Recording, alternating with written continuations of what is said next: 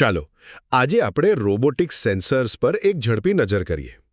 જુઓ, તમે એવું સમજી શકો કે સેન્સર્સ એ રોબોટની આંખો, કાન અને સ્પર્શ જેવું જ છે. એનાથી જ તો એ પોતાની આસપાસની દુનિયાને સમજે છે અને એને ખબર પડે છે કે એ પોતે ક્યાં છે. તો પહેલો અને સૌથી મોટો સવાલ છે, મારી આસપાસ શું છે? આનો જવાબ આપવા માટે સાદા રોબોટ્સ અલ્ટ્રાસોનિક સેન્સર વાપરે છે, જે અવાજના તરંગોથી સામે કોઈ વસ્તુ છે કે નહીં એ જાણી લે છે. તમે લાઇન ફોલોવર રોબોટ જોયા હશે. એ ઇન્ફ્રારેડ સેન્સરથી કાળી સફેદ સપાટીને ઓળખે છે.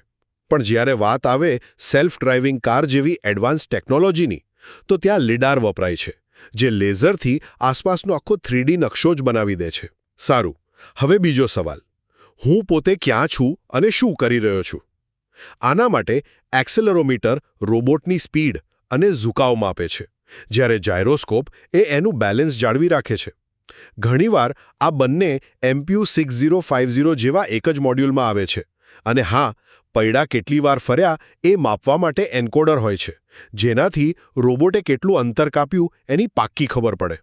અને છેલ્લે, રોબોટ વાતાવરણને કેવી રીતે અનુભવે છે?